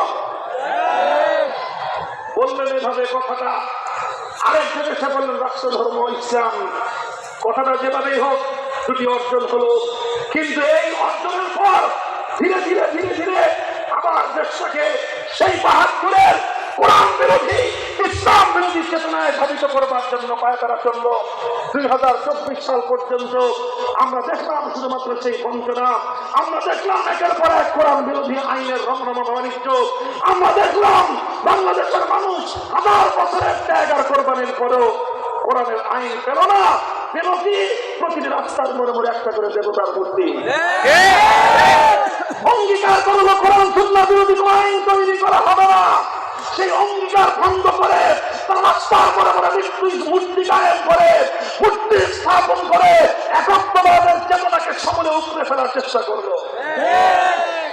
বুঝতে হবে লড়াইটা ছিল একত্ববাদ এবং বহুত্ববাদের, লড়াই ছিল তাওহীদ এবং শিরকের। আমরা যখন দেখলাম শিরকের বিরুদ্ধে লড়তে হবে, জীবনের পরোয়া করলে চলবে না। ৯৬ সালে যখন একবার এই শিরকি সংস্কৃতি, এই মূর্তিবাদ কায়েম করার ষড়যন্ত্র হয়েছিল, আর অগ্নি পূজার নামে, এই শিকার চিরঞ্জনের নামে অগ্নি সংস্কৃতির মাধ্যমে এদেশের মানুষকে অগ্নি পূজারী বানাবার একটা দীর্ঘমেয়াদী ষড়যন্ত্র, অর্থাৎ কিভাবে মুসলিম সমাজকে একত্ববাদ থেকে, তাওহীদ থেকে বিচ্ছিন্ন করা যায়, এই সব আয়োজনগুলো ধীরে ধীরে চলল। শাইখুল হাদিস আল্লামা আজিজুল হক রহমাতুল্লাহি আলাইহি ১৯৯৬ থেকে ২০০১ পর্যন্ত একটার পর একটা সংগ্রাম করেছেন। প্রথম সংগ্রাম ছিল শিখা চিরন্তনের বিরুদ্ধে সংগ্রাম, দ্বিতীয় সংগ্রাম ছিল তার ভাস্কর্য নামক মূর্তির বিরুদ্ধে সংগ্রাম। এরপরে আসলো চূড়ান্ত ভাবে তারা আল্লাহর কোরআনের বিধান ফতোয়াকে নিষিদ্ধ করে দিয়ে বাংলাদেশ থেকে ইসলামী আইনের সব সামান্যটুকু এখনো অবশিষ্ট আছে বেসরকারি পর্যায়ে। সরকারি পর্যায়ে তো কিছুই নাই, বেসরকারি পর্যায়ে হাক্কানি আলেমদের মাধ্যমে, কওমি মাদ্রাসার মাধ্যমে, ফতোয়ার মাধ্যমে আল্লাহর আইন অনুসরণ করার যতটুকু ছিটে ফোটা জাতির মধ্যে বিদ্যমান আছে সেটাকেও আইন করে অবৈধ ঘোষণা করে, আল্লাহর ফতোয়াকে অবৈধ ঘোষণা করে রায় দিবে এক কুলাঙ্গার হাইকোর্টের ২ বিচারক। এই সব ইতিহাস আমরা দেখলাম। আল্লাহর কোরআনের ফতোয়ার মর্যাদা রক্ষা করার জন্য আন্দোলন করলাম, সংগ্রাম করলাম, রক্ত দিল আমার ভাইয়েরা, রঞ্জিত হলো ব্রাহ্মণবাড়িয়ার মাটি, শহীদের রক্তের মাধ্যমে পতন ঘটলো ফতোয়া বিরোধী, মূর্তি পূজারী, অগ্নি সংস্কৃতি বাস্তবায়নকারী সেই কুলাঙ্গার শাসকে। করলাম তারা বুঝি এবার ভালো হয়ে আসবে। সেই পরাজিত শাসক আবার আসলো ২০০৮ সালে। এবার আসলো যে আসলো, আজও আসলো, কাইলো আসলো, আসে তো আসে, আর ক্ষমতার মকসদ থেকে নামে না। জগদ্দল পাথরের মতো জাতির কাঁধের উপর বসে পড়লো। জাতির কাঁধের উপর বসে পড়ে একদিকে মানুষের সমস্ত অধিকারগুলো কেড়ে নিল, মানুষকে বৈষম্যের জামাকালে পিষ্ট করলো।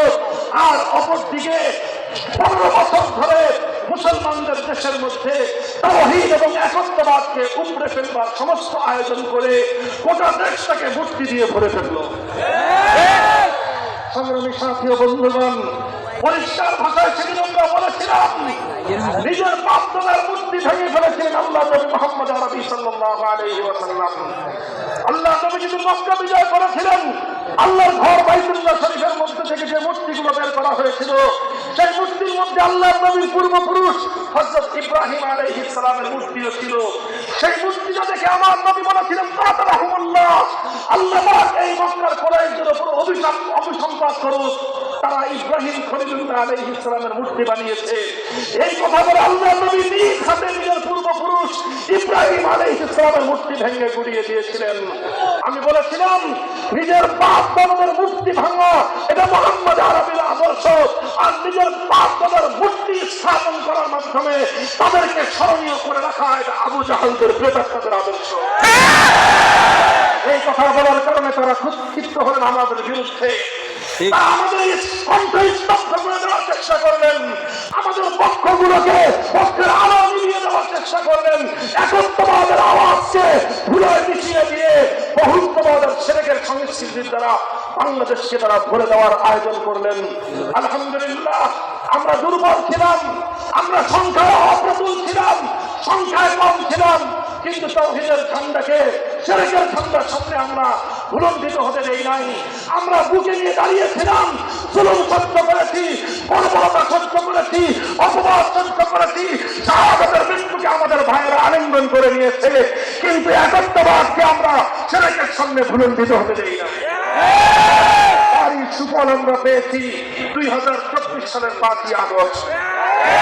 2024 সালের 5ই আগস্টের যে বিপ্লব হলো, কেউ যদি এই বিপ্লবের আইকন জানতে চায়, কেউ যদি এই বিপ্লবের প্রতীক জানতে চায়, আমি বলবো বড় বড় লম্বা লম্বা লেকচার দিয়ে 24-এর বিপ্লবের আইকনিক উপস্থাপন করা সম্ভব নয়। বড় বড় লম্বা লম্বা লেকচারের বক্তব্যের মাধ্যমে জুলাই বিপ্লবকে জাতির সামনে যথাযথভাবে তুলে ধরা সম্ভব নয়। শুধুমাত্র 2 ঘন্টার একটা চিত্র যদি জাতির সামনে তুলে ধরা হয়, তাহলে গোটা জাতি, গোটা বিশ্ববাসী বুঝতে পারবে জুলাই এবং আগস্টের 5ই আগস্টের বিপ্লবের প্রকৃত রহস্য কি ছিল। আমি বলি, আপনারা শুনুন, মিথ্যা হলে, অবাস্তব হলে আমার কথা প্রত্যাখ্যান করবেন, সত্য হলে আমার সঙ্গে এক কণ্ঠে লাখো কণ্ঠে সম্মতি এবং একত্রতা ঘোষণা করবেন। আমরা দেখেছি 5ই আগস্টের বিপ্লব কায়েম হওয়ার পর গোটা বাংলার প্রতিটি জনপদ থেকে, প্রতিটি শহর এবং নগর থেকে, প্রতিটি স্থাপনা থেকে, সরকারি জাতীয় স্থাপনা থেকে সকল ধরনের মূর্তি অপসারিত হয়েছে। এই মূর্তির অপসারণ, এটাই ছিল আগস্টের বিপ্লবের আইকনিক উপহার।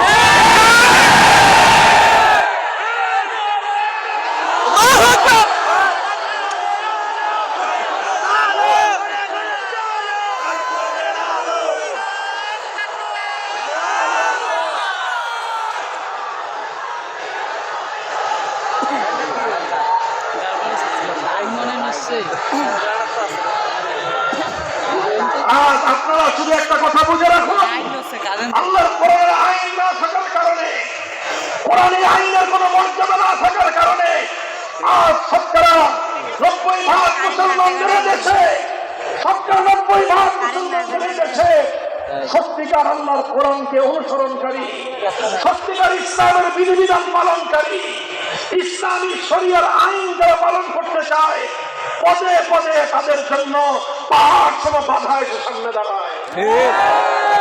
বলবেন কি করে সামনে বাধা আছে? আমি কয়েকটা দৃষ্টান্ত দেই।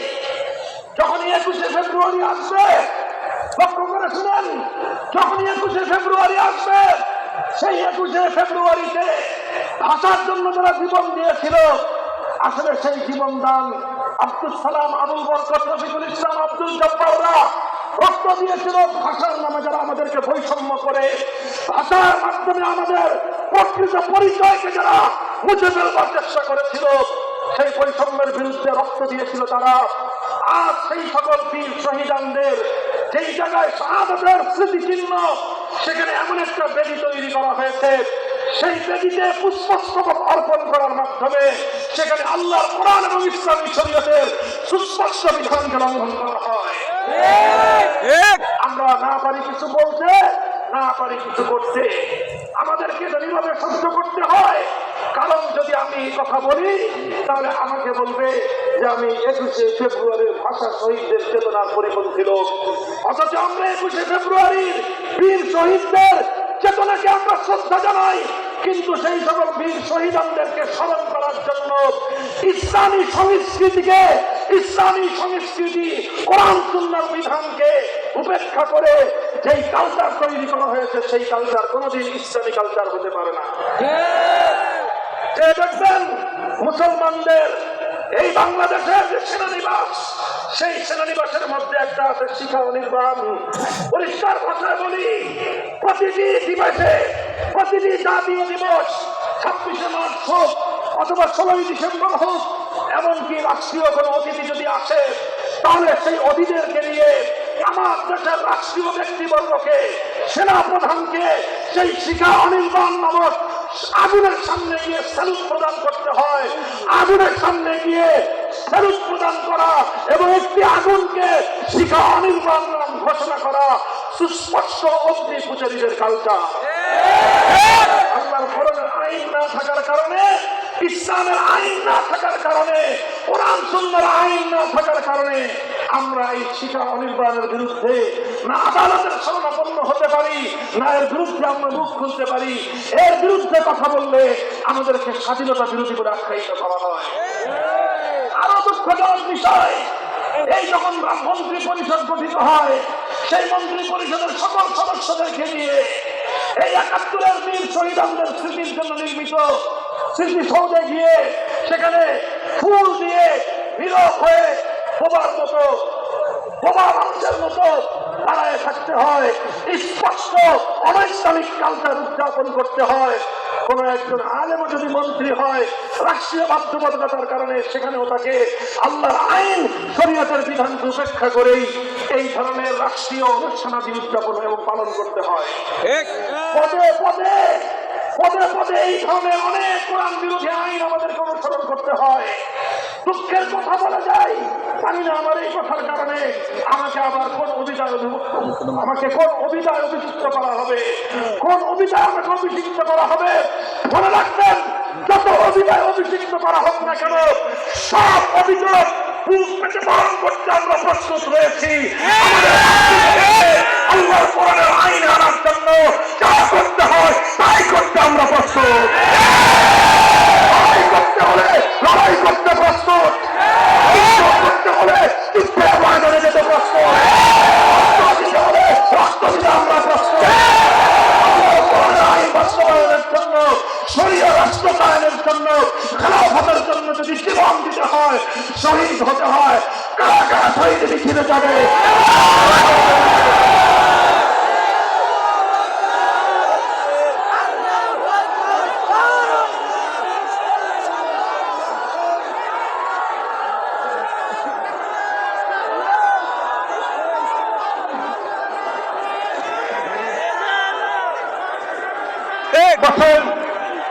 লক্ষ্য করে দেখুন, সব সমস্যার গোড়ায় এক জায়গায়, সমস্ত সমস্যার গোড়ায় এক জায়গায়।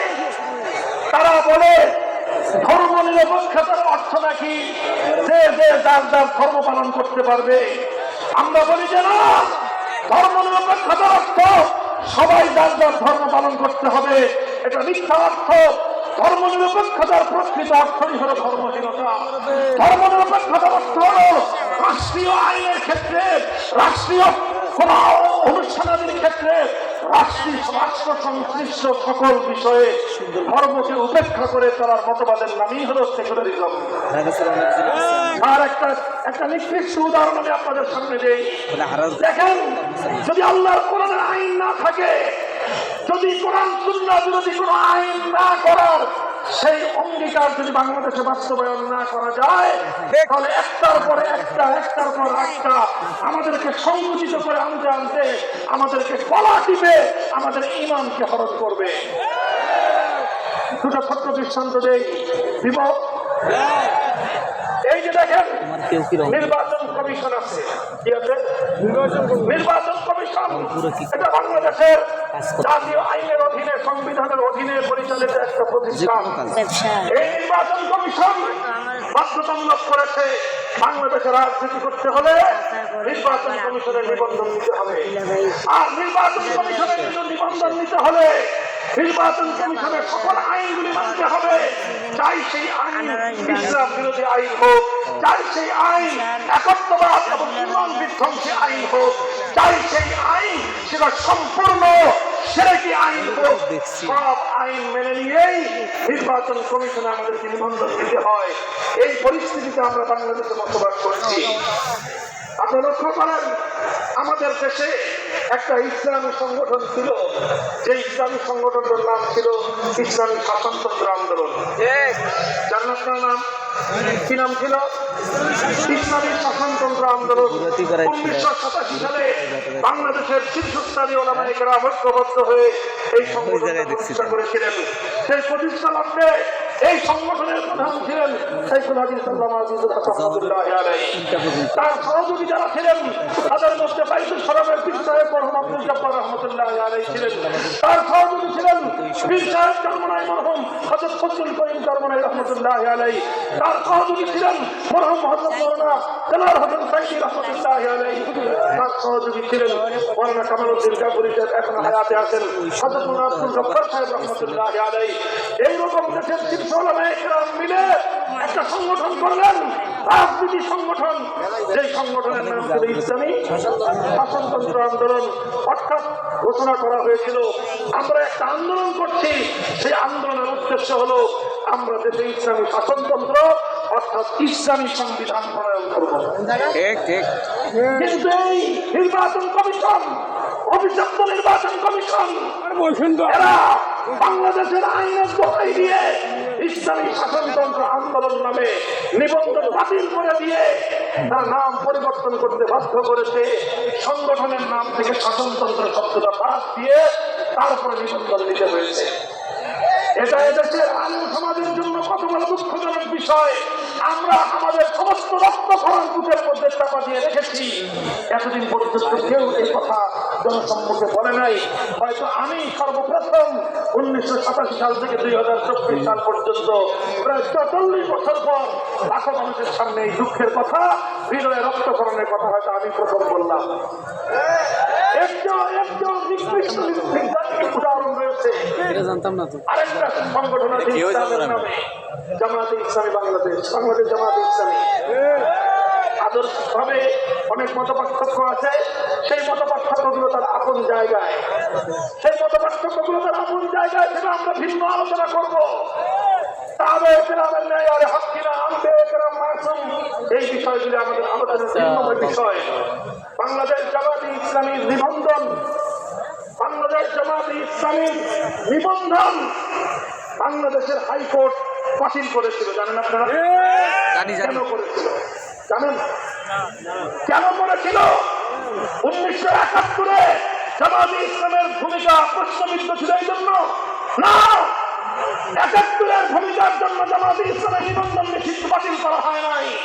জামায়াতে ইসলামের নিবন্ধন বাতিল করা হয়েছিল এই কারণে, জামায়াতে ইসলামী সংবিধানের মধ্যে আল্লাহর সার্বভৌমত্বের কথা বলেছে এই জন্য। মুসলমান একটু বোঝার চেষ্টা করো, হাতে তালি দিয়ে লাভ নাই, হাতে তালি দিয়ে লাভ নাই। জামায়াতে ইসলামীকে তারা এই জন্য নিষিদ্ধ করেছিল, ভুল ত্রুটি আছে সেই জন্য না, বরং একটা কথা সঠিক আছে, ওই সঠিক কথাটার জন্য। কথাটা ছিল যে তারা তাওহীদ এবং একাত্মবাদের কথা বলেছে। অর্থাৎ বাংলার সংবিধান, বাংলাদেশের হাইকোর্ট, বাংলাদেশের বিচার ব্যবস্থা এদেশে কোন একত্ববাদী তাওহীদে বিশ্বাসী মানুষের রাজনৈতিক অধিকারকে স্বীকার করে না। তোমরা আছো বাংলাদেশে, বিতর্ক করো, আমি ধরে বলবা না আসতে বলবা, আমি ধরে বলা আসতে বলা আছে বিতর্ক, ওগুলো দারুল ইফতা আর গবেষণাগারে এই আলোচনাগুলি রাখেন। আলোচনার মাধ্যমে বহু আগে 1300 বছর আগে এই সমস্ত মশলা সেটেল হয়ে গেছে। কিছু মানুষ আমিন আসতে বলে, কিছু মানুষ আমিন ধরে বলে। কেউ যদি 2024 সালে এসে মনে করে যে কয়েকটা হাদিস বলে দিয়ে সারা দুনিয়ার সমস্ত মানুষের মুখে চলে আমি বের করবো, পোকার স্বর্গে বসবাস করো। মীমাংসিত বিষয় নিয়ে মুসলমানদের সমাজে বিভক্তি তৈরি করো না। আজ তোমার বাংলাদেশে হাইকোর্ট সিদ্ধান্ত ঘোষণা করে এদেশে একত্ববাদীদের রাজনীতি করবার অধিকার নাই। হাইকোর্ট সিদ্ধান্ত দেয় বাংলার মাটিতে আল্লাহ পাকের সার্বভৌমত্বে বিশ্বাস করলে রাজনীতি করা যাবে না। হাইকোর্ট না দেয় বাংলাদেশে কোন একত্ববাদের তাওহীদে বিশ্বাসী আল্লাহর খাস নিয়ে যারা বিশ্বাস করবে তারা রাজনীতি করতে পারবে না। যারা শিরক আল্লাহর একত্ববাদকে অস্বীকার করবে সেই তাওহীদে অস্বীকারী তাগুতের উপর বিশ্বাসীদেরকে রাজনীতি করবার অধিকার দেয়।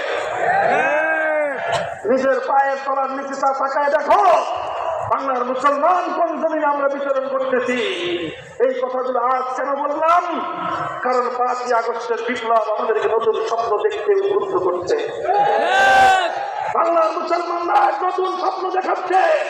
এদেশের ছাত্র সমাজ তোদেরকে সালাম জানাই, তোমাদেরকে সালাম জানাই। শ্রদ্ধা তোমাদের সামনে মাথা অবনত হয়ে আছে। তোমরা এক অসম্ভবকে সম্ভব করে দেখিয়ে দিয়েছ। আবাবিল পাখির মতো আল্লাহর রহমত হিসেবে জাতির সামনে তোমরা আবির্ভূত হয়েছ। এই আগস্ট বিপ্লবের বৈশিষ্ট্য ছিল স্কুল কলেজ ইউনিভার্সিটির ছাত্র আর মাদ্রাসার ছাত্রের মধ্যে কোনো বৈষম্য ছিল না। সব একাকার হয়ে গিয়েছিল। তাদের আধুনিক শিক্ষা আমার মাদ্রাসা শিক্ষার্থীদের ইমানি শিক্ষা।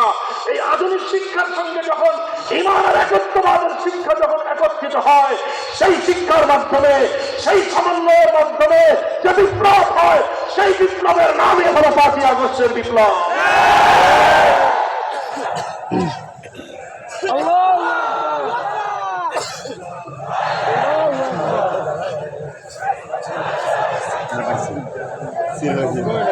এখন এই কথা সব বললাম কেন? হ্যাঁ, ওলামায়ে কেরাম, তরুণ প্রজন্মের মানুষেরা, তরুণ প্রজন্মের ছাত্ররা, স্কুল কলেজ ইউনিভার্সিটির ছেলেরা এখন অনেক সচেতন, অনেক সচেতন। প্রতিটি ছাত্র সমাজের মধ্যে এখন তাওহীদ এবং শিরক সংক্রান্ত যে জ্ঞান, যে এলেমের চর্চা, এটা অনেক বেশি বেড়েছে। তারা আজকে নামাজ পড়ে। আন্দোলন এবং সংগ্রামের উত্তাল সময়ে রাজপথে যখন তালিমের বুলেটের আঘাতে তাদের বুক ফাঁকা হয়, নামাজের রক্ত হয়ে গেলে সেই রক্তে ঢালা পিচ ঢালা পথে, রক্ত ভেজানো পিচ ঢালা পথে আল্লাহু আকবারের আযান দিয়ে পিচ ঢালা পথকে জায়নামাজ বানিয়ে সিজদায় লুটিয়ে পড়েছে আগস্টের বিপ্লবীরা। এই প্রতিটি বাংলার জনপদে জনপদে এভাবে স্কুল কলেজ ইউনিভার্সিটি মাদ্রাসার ছাত্ররা এক কাতারে দাঁড়িয়ে নামাজ পড়েছে। সেখান থেকে এই বিপ্লবের শক্তি সঞ্চিত হয়েছে। আমাদের পরে আল্লাহ আমাদের ফরিয়াদের হাত উত্তোলন করে চোখের অশ্রু ছেড়ে দিয়েছে। আপনার বাসায় দেখবেন অনেক কিছু তো দেখা হয়। দেশ দুনিয়ায় অনেক কিছুই তো এখন কি বলে ভাইরাল না, ভাইরাল হয়, ব্যাপক প্রদর্শিত হয়। একটা দৃশ্যের কথা আমি না বলেই পারলাম না। আপনারা দেখবেন 5ই আগস্টের মধ্যাহ্নের সময়ে যখন গণভবনে দেশের মুক্তি পাগল মানুষগুলো যখন লক্ষ লক্ষ মানুষ যখন গণভবনে ছুটে গিয়েছিল, কিছু কিছু দৃশ্য সেখানে দেখা যায়। আমি একটা দৃশ্য দেখেছি। সেই দৃশ্যটা দেখা শুরু যায় না যায় মাসলা চলে আসবে, এই জন্য আপনি বিস্তারিত বলছি না।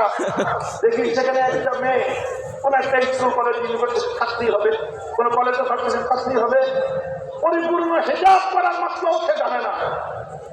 পরিপূর্ণ হিজাব করার মাত্রাও সে জানে না। সে তার জানা মতো হিজাব করে আছে, কিন্তু তার মাথার চুল কিছু বের হয়ে আছে। অর্থাৎ এখনো পর্যন্ত হিজাব পরিপূর্ণভাবে করতে শিখে নাই, কিন্তু সে 5ই আগস্টের বিপ্লবের শুকরানার জন্য আল্লাহর দরবারে যেভাবে সিজদায় লুটিয়ে পড়ে দুহাত তুলে চিৎকার করে যেভাবে সে আল্লাহর দরবারে ফরিয়াদ করতেছে, এই দৃশ্য দেখলে মনে হয় বাংলার ঘরে ঘরে এমন মায়েরাই সেই সন্তান জন্ম দিবে যাদের হাতে ইসলামের বিপ্লবের পতাকা উঠবে। তাকে দেখেন সেই দৃশ্য, এই দৃশ্যই মায়েরাই জন্ম নিচ্ছে আমাদের আগামী প্রজন্মের এই শিক্ষার্থীদের মধ্যে থেকে। আমাদের এই ছেলেরা মেয়েরা যদি এভাবেই প্রতিটি বিপ্লবের শুরুতে আল্লাহর কাছে ফরিয়াদ করতে শিখে আর বিপ্লবের বিজয়ের সময় যদি আল্লাহর কাছে সিজদায় লুটিয়ে পড়ে শুকর গুজারি জানানোর এই চেতনাকে যদি তারা পক্ষে ধারণ করতে পারে, ভারত আর আমেরিকা কেন, সারা পৃথিবীর সমস্ত কুপুরি শক্তি মিলে এই জাতিকে দাবায় রাখতে পারবে না। শুরু হয়েছে আল কোরআনের রাষ্ট্রায়ন করার মধ্য দিয়ে বিপ্লব চূড়ান্ত পর্যায়ে পৌঁছে। কথা বলেন ঠিক না ঠিক? সরাই দিবেন না, মাসলা জানেন, মাসলা বুঝাবেন, এই বনকে বলবেন যে বন কিতাবের মাসলা হলো চুল সম্পূর্ণ থাকতে হয়। চেষ্টা করো, জমিনের উপর চেষ্টা করে আল্লাহর দরবারে ফরিয়াদ করো, ইনশাআল্লাহ এই মায়েরাই আগামী বিপ্লবের জন্য তারা একটা নতুন স্বপ্নের বাংলাদেশ গড়ে দিবে আমাদের সামনে। মোহতারাম হাজিরিন, এই কথাগুলা যেজন্য বললাম, কারণ বর্তমানে বাংলাদেশের সবচেয়ে বড় রাজনৈতিক এজেন্ডা হলো সংবিধানের সমস্যা। আমি ওয়াজ মাহফিলে ওয়াজ করি আমার ব্যাপারে বিগত স্বৈরাচারী সরকারের এবং তার দোসরদের সবচেয়ে বড় অভিযোগ জানেন? সবচেয়ে বড় অভিযোগ হলো যে হুজুর আপনি খালি এই সমস্ত রাষ্ট্রীয় ব্যাপার নিয়ে কথা বলেন। এজন্যই ওরা আমার উপরে খেপে যে হুজুররা থাকবে মাটির নিচে কবরের জগৎ নিয়ে, আর মাটির উপরে জান্নাত জাহান্নাম নিয়ে আসমানের উপরে। মাঝখানের জগৎটা আমাদেরকে দেন, মাটির নিচেরটা আপনারা নেন, আসমানের উপরেরটা আপনারা নেন, আর জমিনের উপরে যা হবে সেগুলো তো বলবো আমরা নেতারা। আর আমি সবসময় বলি যে না, আসমানের উপর যেই খোদার রাজত্ব চলে, জমিনের নিচে যেই খোদার রাজত্ব চলে, জমিনের উপরে সেই খোদারই রাজত্ব চলে। সুতরাং আমি যখন সেই আল্লাহর আইনের কথা বলি, আমার কথাই হবে সবচেয়ে বলিষ্ঠ কথা, আমার কণ্ঠেই থাকবে সবচেয়ে জোর, আমার আওয়াজ হবে সর্বোচ্চ আওয়াজ, আমার আওয়াজ তাদের বর্তমান হবে না। শাহজালালের বাংলায় তোমাদের থাকবার প্রয়োজন না।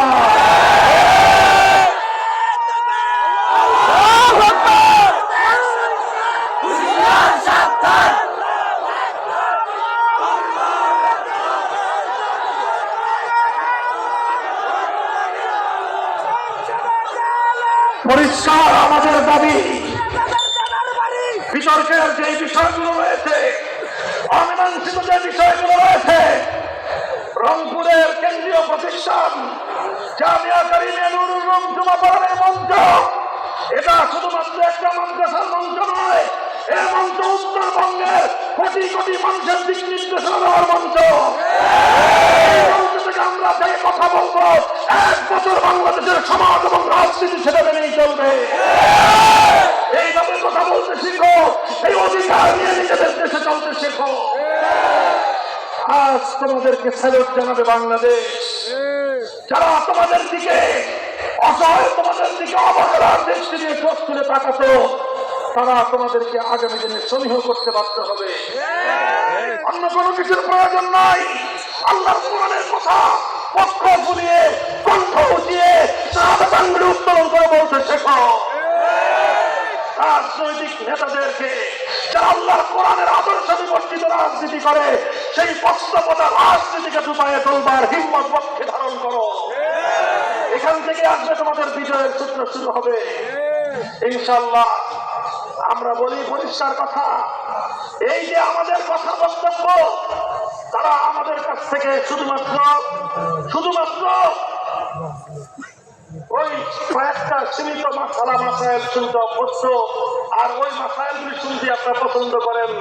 রাষ্ট্র রাজনীতি নিয়ে আমাদের বক্তব্য, আমাদের কমেন্ট এবং আমাদের যে অপিনিয়ন গুলো, এগুলো শুনলে যাদের কানের মধ্যে চুলকানির উপদ্রব হয়, এই অ্যালার্জির উপশম করেন। এই অ্যালার্জি নিয়ে বাংলাদেশে থাকতে পারবেন না। আগামী বাংলার প্রতিটি কেন্দ্রীয় প্রতিষ্ঠানের মঞ্চ থেকে জাতিকে সামাজিক এবং রাজনৈতিক দিক নির্দেশনা দেওয়া হবে। আমি ওলামায়ে কেরামকে বলবো, কেন্দ্রীয় প্রতিষ্ঠানগুলোর কথা আমি বলছি, আঞ্চলিক প্রতিষ্ঠানগুলোর নীতি হবে ভিন্ন কিছু।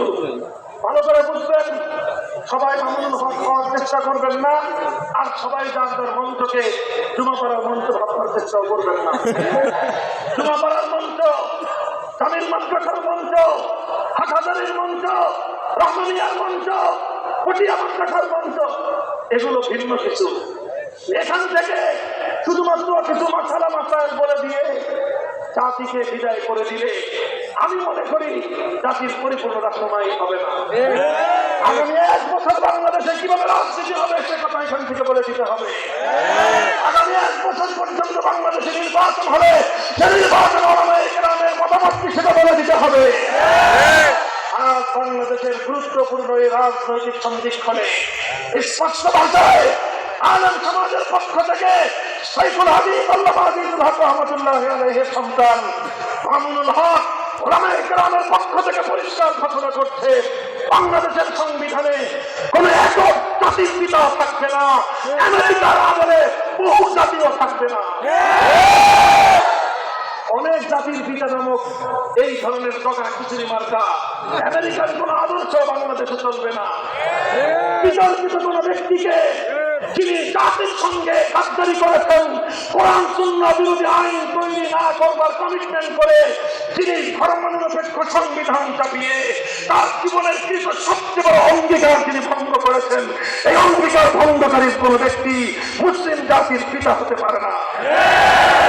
এই জাতির পিতার প্রসঙ্গ তুলে বারবার আমাদেরকে মিল্লাতে আবিকুম ইব্রাহিম, মুসলিম জাতির পিতা ইব্রাহিম আলাইহিস সালাম, এই প্রসঙ্গের সঙ্গে আমাদেরকে আপনারা সংঘাতমূলক অবস্থানে আসবেন না। পরিষ্কার সিদ্ধান্ত ঘোষণা করছি, মিল্লাতে আবিকুম ইব্রাহিম, মুসলিম জাতির পিতা ইব্রাহিম আলাইহিস সালামকে মেনেছি, বাংলাদেশে আর কোন জাতির পিতার দরকার নাই। এটা এই ইস্যু কবরে পাঠায় দেন, নতুন করে আনবার চেষ্টা করবেন না আবার যুদ্ধ বাঁধতে। 2 নম্বর কথা, সমস্ত অফিস আদালতে কোন ব্যক্তির ছবি টানানোর যে কুসংস্কার রয়েছে এই কুসংস্কারকে বিদায় করেন। মুসলমানদেরকে সেই কুসংস্কারের প্রয়োজন নাই। সবচেয়ে বড় যে দাবি আমাদের, সবচেয়ে বড় যে দাবি, আইন পরিষদ আছে, আইন পরিষদ থাকবে, কিন্তু পশ্চিমা ধারায় রাষ্ট্রবিজ্ঞানের আলোকে পশ্চিমা বিশ্ব মনে করে রাষ্ট্র হওয়ার জন্য পাওয়ার অফ সভরেনিটি দরকার রাষ্ট্রের। আমরা স্পষ্ট ভাষায় বলি, পশ্চিমা ধ্যান ধারণার অন্ধ অনুকরণ বাংলাদেশের মুসলমানরা মানবে না।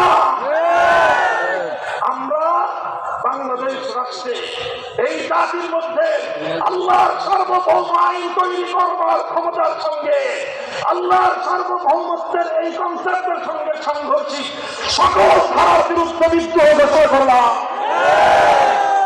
কাজেই সংবিধান থেকে অভিশপ্ত ধারা বাদ দিবেন, যেন বাংলাদেশের কোন মুসলমানকে রাষ্ট্রীয় কোন গুরুত্বপূর্ণ দায়িত্ব পালন করতে গিয়ে কোরআনের কোন আইনের সাংঘর্ষিকতার বাধার সম্মুখীন হতে না হয়।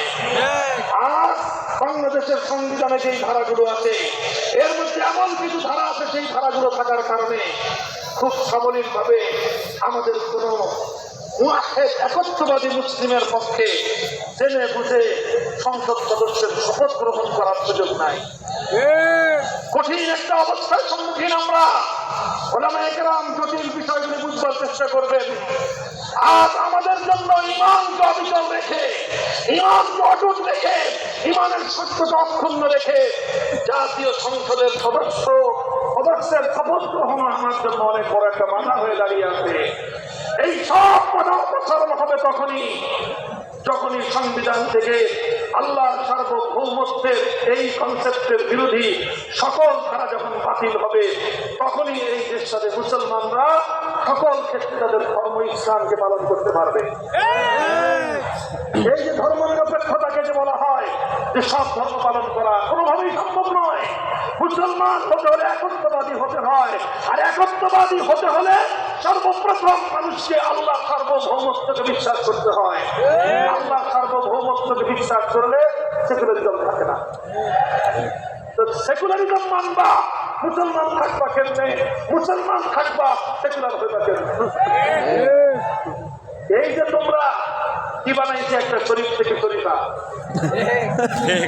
এই যে জেন্ডার, এই যে ট্রান্সজেন্ডার, এই তুমি আপনার কি বলে সেকুলারিজম, এটা হলে এটা একটা ট্রান্সজেন্ডারের মতো একটা ইমানি বিষয়।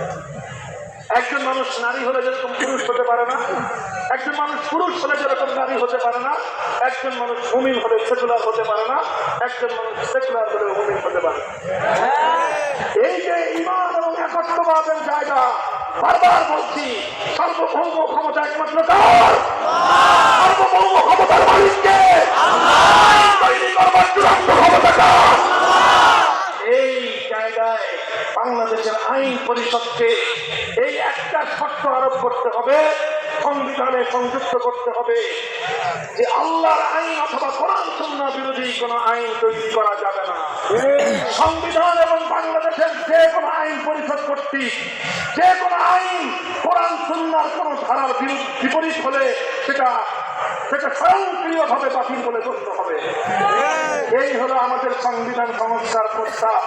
ওই চিপাগুলির মধ্যে বসে অন্ধকার প্রকোষ্ঠে টেবিলের মাধ্যমে আমরা তোমাদের কাছে সংস্কার প্রস্তাব আমরা তুলে করতে চাই না, সেটাও দিব, কিন্তু আমাদের বক্তব্য আমরা ওপেন মাঠে স্পষ্ট করে দিলাম।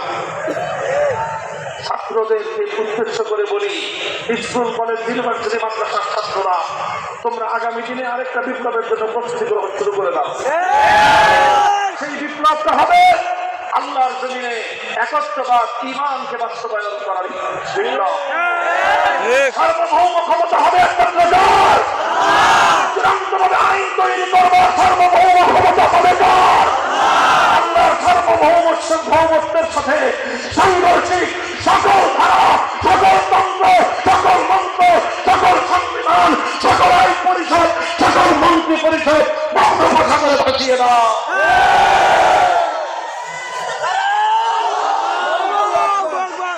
আল্লাহ পাক কবুল করুন, তৌফিক দান করুন। এই চিন্তা চেতনা নিয়ে আগামী বিপ্লবের জন্য প্রস্তুত হও ইনশাআল্লাহ।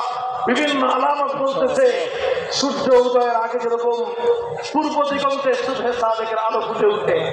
কথা বলেন, 5ই আগস্টের বিপ্লব ইসলামের সূর্যোদয় নয়, তবে এটা ইসলামের সুবহে জাতি। এটা সুবহে সাদেকের পরে সূর্য আগমন ঘটছে।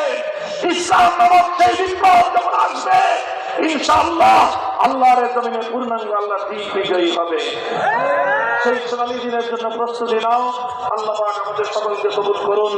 বাংলার প্রতি ইঞ্চি মাটিকে আল্লাহ পাক ইসলামের ঘাঁটি হিসেবে কবুল করুন। শত শত বছর পর্যন্ত এই উদ্দেশ্যে যারা জীবন দিয়েছে তাদের সকলের শাহাদাতের রক্তকে আল্লাহ কবুল করুন। নাসরুম মিনাল্লাহি ওয়া ফাতহুন করিব ওয়া আখিরু দাওয়ানা আলহামদুলিল্লাহি রাব্বিল আলামিন। আসসালামু আলাইকুম ওয়া রাহমাতুল্লাহ। সুবহানাল্লাহি ওয়া বিহামদিহি সুবহানাল্লাহিল আযীম। আল্লাহুম্মা সাল্লি আলা মুহাম্মাদিন ওয়া আলা আলি মুহাম্মাদ কামা সাল্লাইতা আলা ইব্রাহিম ওয়া আলা আলি ইব্রাহিম ইন্নাকা হামিদুম মাজিদ। আল্লাহ মাবুদ রব্বুল আলামিন, আমাদের মাকসুদিয়াত ফরমান। আয় আল্লাহ, এদেশের হক্কানি উলামায়ে কেরামকে জাতির প্রকৃত নেতৃত্ব দেওয়ার তৌফিক আয়াত ফরমান। আয় আল্লাহ, আগামী প্রজন্মের ঈমানদারদেরকে আল্লাহ সহিহ মানে হক পথে, হক্কানিয়াতের পথে, তাওহীদ এবং আল্লাহ সুন্নাহর পথে, কোরআন এবং সুন্নাহর পথে ফিরে আসবার তৌফিক দান ফরমান। আয় আল্লাহ, জামিয়া কারিমিয়া নুরুল উলুম মাদ্রাসা সহ সারা দেশের সমস্ত মাসাজিদ, মাদারিসগুলোকে আল্লাহ আপনি কবুল ফরমান। তালিম, তারবিয়াত, তামিল, মালিয়াত সব দিক থেকে আল্লাহ আপনি তাকদীর ও উন্নতি দান করুন। আয় আল্লাহ, আমাদের দোয়াকে আপনি কবুল ফরমান। ইয়া আল্লাহ, বাংলাদেশের এই জনপদের এই মাটিকে সকল ষড়যন্ত্রের হাত থেকে আপনি রক্ষা করুন। গোটা জাতিকে ঐক্যবদ্ধ হয়ে ইয়া আল্লাহ আপনার দ্বীনের রজ্জুকে আঁকড়ে ধরার তৌফিক এনায়েত ফরমান। ربنا تقبل منا إنك أنت السميع العليم وتب علينا يا مولانا إنك أنت التواب الرحيم. آمين. سبحان ربك رب العزة عما يصفون وسلام على المرسلين والحمد لله رب العالمين. آمين.